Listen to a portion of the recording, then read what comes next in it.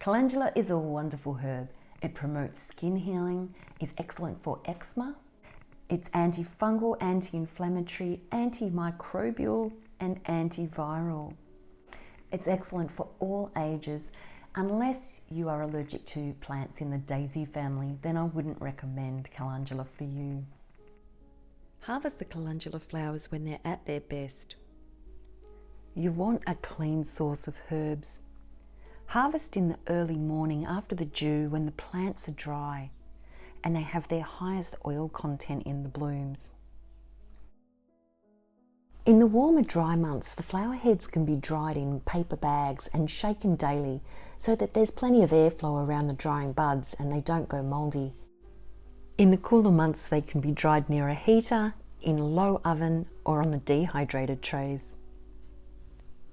To make a cold infused calendula oil, place the dried flowers in a bowl and chop them up finely with clean scissors, or you could use a knife, or even the NutriBullet works well for this too. The main thing is to have them really well chopped up so that you can get all of that goodness into the oil.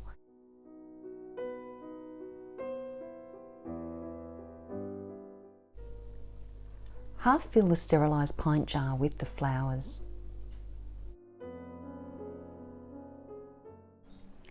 Cover the herbs with oil.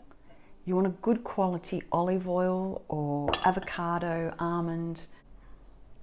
The oil you choose is up to you, but make sure it's got an extended use by date. So make sure the product is fresh, because if the use by date for the oil is in 2 months' time, then that's going to be the shelf life of the salve. And that's not going to last very long by the time you make it. So use a really fresh oil. Place the lid on. Now you can see the herbs are fully covered and you can give them a good shake up. Place the jar in a warm location where you're going to see it for 6 weeks and shake daily for the first 2 weeks. It's been 6 weeks, so I'm going to strain out the oil now. I've got a fine strainer and I'll strain out the majority of the herbs with this. And we'll see if there's any small pieces in there, and if there is, then we'll use a coffee filter to refilter it again to get all those finer particles out as well.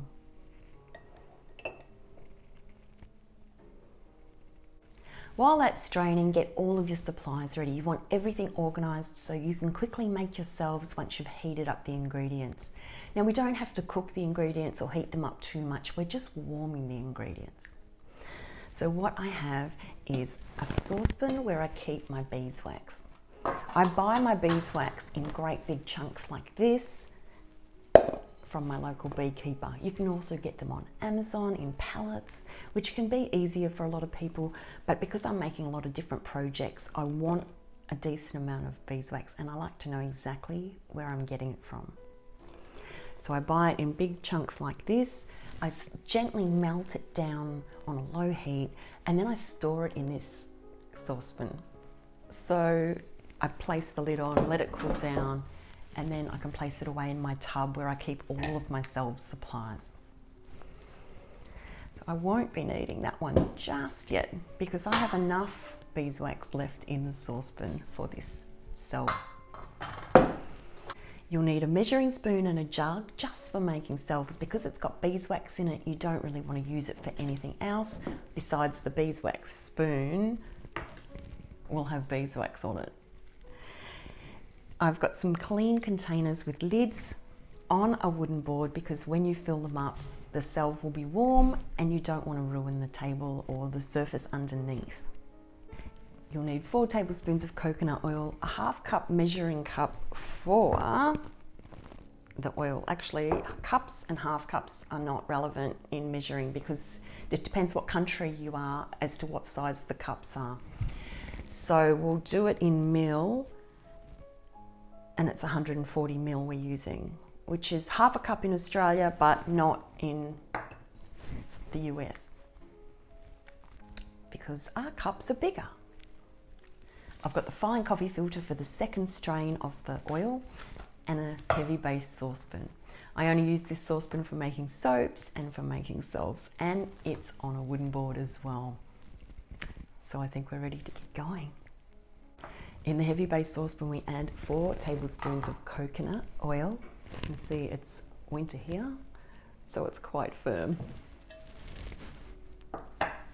Place your fine strainer on a jug with the coffee filter on it and pour your oil in just enough that it can drip through without overflowing.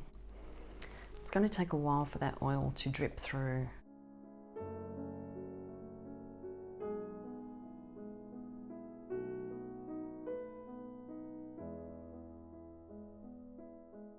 We want 140 ml of that oil. The Infused Calendula Oil. It's a beautiful colour. And I'll take the beeswax and this pot over to the stovetop. I'm melting the beeswax on a low heat. We don't need it to be too hot. We don't want to burn it. We don't need to melt the whole lot. Beeswax is actually quite flammable, so stay close, keep an eye on it, and don't have it up too high. Add 4 tablespoons of melted beeswax into your mixture.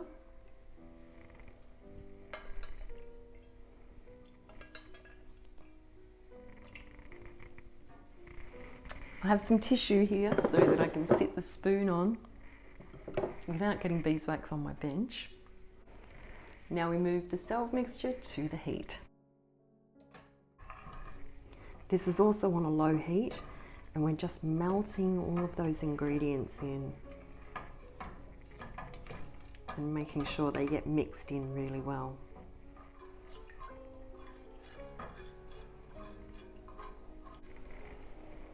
Pour that into the jug.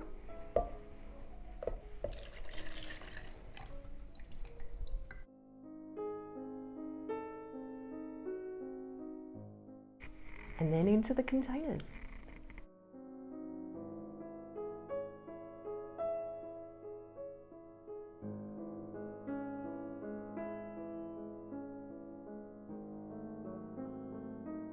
I like to leave about 2 millimeters of headspace on these containers, and how many you make will depend on the size of the containers that you use and how much you fill them up. Now we leave the salves to cool down and set so they're nice and firm. This is a good time to get the cat out of the room and make sure there's no little fingers or pets that are going to knock or put their foot in or fingers in the salves. Don't be tempted to touch the salves to see if they're firm when they're looking like they're firming up, because you will leave a fingerprint in them if they're not set fully. The Calendula Salve is good for all ages. I've used it on my babies when they were small, all the way up to the elderly, and I've even used it on my pets, from my ducks, chickens, and my dogs.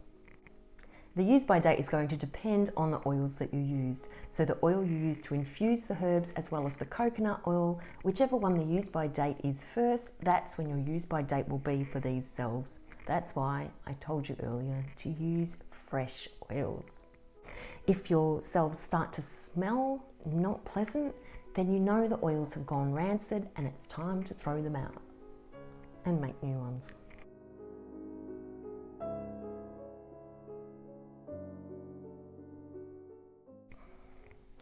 The Calendula Salve doesn't have an essential oil in it, so it doesn't have a strong scent in itself. So it's really good for people who have allergies or who don't like using essential oils in their products. To clean out my pan, I just wipe it with some tissues and absorb all of that salve until there's none left in there that you can see or feel, and then it's ready to wash with hot soapy water. It's a good idea to avoid high doses of the calendula plant when you're pregnant or lactating as well. However, the salve should be perfectly fine.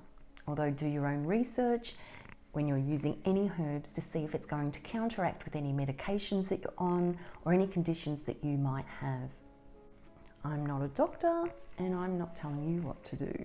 I'm just telling you what I do and what I would do. If you'd like to see some of my other tutorials on artisan skills and homesteading, then check out some of my other videos. Thanks for watching. I'll see you in the next video. I should have this on my lips now. It's not set yet. Oh, that's nice. It'll be better when it's set though.